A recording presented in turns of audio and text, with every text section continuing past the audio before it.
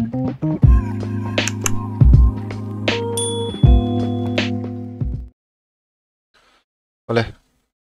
chỉ bày lệ vek ule Eco Club for Mission Life khan OTP chung changa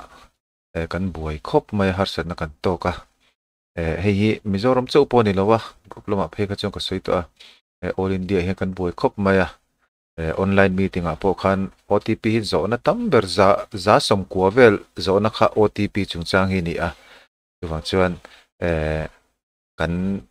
OTP chung chang kan share tur thren khat ka han ti video han siam kha thain kan share a maro chu hemi OTP chung chang a hian hemi Eco Club Mission Life le UDICE in collaborate ani wang khan hili ati zung thelo pakhatina ti fel a pakhatina lo ti fel bokhatia ti kha anga ya wangin engani voi khata ti zung thelo ti ro chu kan shria anga chuan kala kha kan settle anga chuan tuna hian login kan kalanga school login a mo OTP ron kaldan thina kha kan han endo nanga ta hian kan UDICE code kan chu ni hei ta hian send OTP kan tia send OTP kan han tia sending ai ti ni sending ai ti zo chene send ta he tlai sir han khoya nge thon ti kha aron langani mo ta hian go. mo email a thona chu khikini ta a chuan phone a hian 98 atanga intana hian a thon chuak boka hi kan lo chin chi adoni chuan heta hian tuna hian ka phone number 98 intana hi 98 a hian alaron lut lova amaro chu email a zo ke ro hian ron lut mo an chin hei aron lut ani mo email ai chuna la lut email chu la function hei hi kan lo thliar ran thiam nan email hi chu atir han ti maila ni kum ma sa vela tanga UDICE kan da to ani a engma khoi dang lam lo ni a phone ero chu phone number ero chu nimin tlai aka khoi dang lam ania chu wang chuan phone number a hi chuan tun thleng hin la ron thleng lova phone a kha chuan send thu kha chu a injia ka kha mi tam tak po kha kan har sat nen kan ria a hetilaya sira ron lang phone number 980 emo kha ta khana thona maro chu tun thleng hian ke ma po hian phone ai chun lakal lo maro chu email ro hi chu kal veka chuan kha adin mon ni ta a khami aron thlen na tur hetilaya aron display a kha aron thlen na tur mun siam dana kha tun video ina kan soi tur hi chu nia chuan chumi ma chuan kan soi du a chu kanin login lokanga 7901 kan login lokanga il pakhata chunga hen voina training na kan soi ti mela training na an soi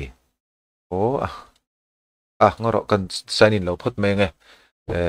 kan lo kha ka mang dik lo ni kha UDICE atanga siam tu ne hetilaya phone number ron thlenna le email a kha UDICE atanga siam turania UDICE a hian school management a lu turani mo school management user management a intia school management a hian lu turani a hei hi chu tuna Eco Club khoi tu ho chung kan shrevek lo mai thema ro chu kan shrelo ni chuan kan UDICE in charge te a khan school management atanga siam tur ti kha kan shrilanga a siam dan tur video hi karon siam don ni mo username le password an han chua chuan captcha an han chua ya kanin login ta a captcha chu dik lo ni mo ta kanin login ta a headline contact detail omani mo contact detail hi kan han view ta a hemi boxi lo langani hemi boxi headline thil chi thum a oma an share tur chu chung ber hen headmaster information a oma eta hian headmaster ania headmaster ming phone number email a oma adota hian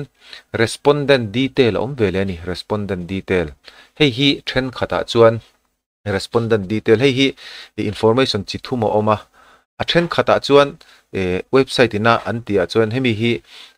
engani respondent head hemi headphone number te hi OTP thlennan an manga a thena chen vidian jali a khan head hian mangta a respondent hi chu an mang tam lo khop men man nei ka hret kala hret lutuk lova chuan hetilai hian school mobile same as head of the school mobile hei hi school contact detail ani mo hei school contact detail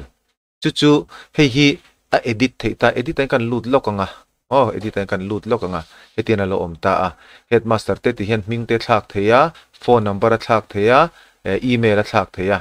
chuan hetilai hian if respondent details same as head of hei hi kan click chuan hemi kan click chuan head of engani hemi respondent hi head ang vekhin ron omdon ni mo tuna chuan respondent ran kan nei wangin hei kan click lova kan siam ta a chuan hetila hian is mobile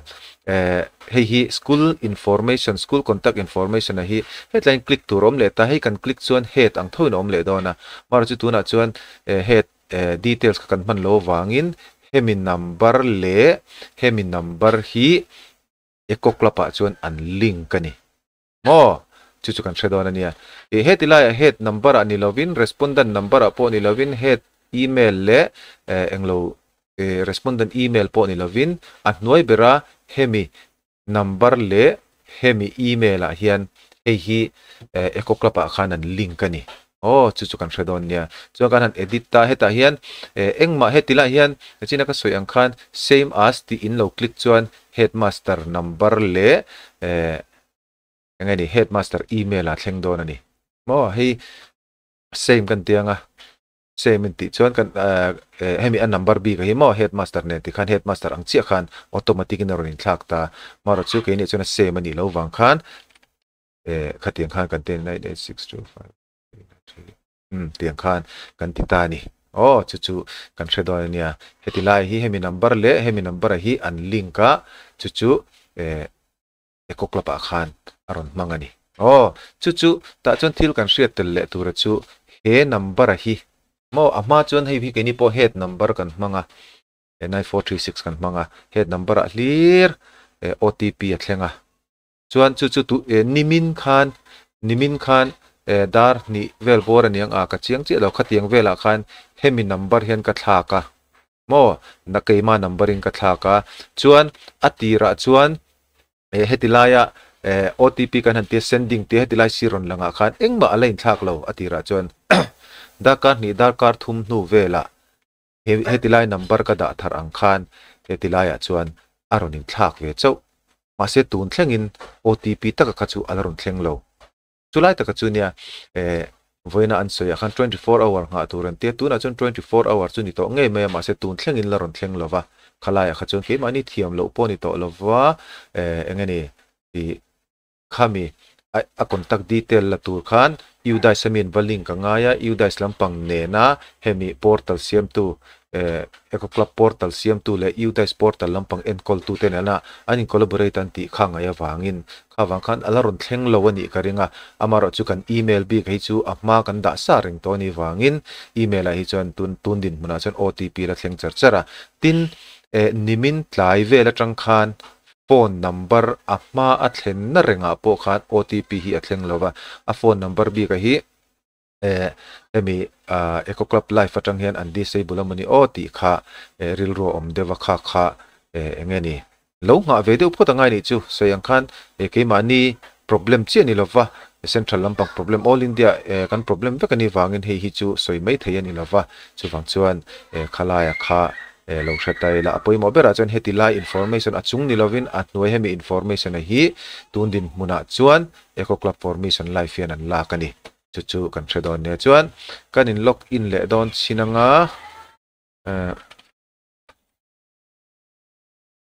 sorry ni lo la kan chu a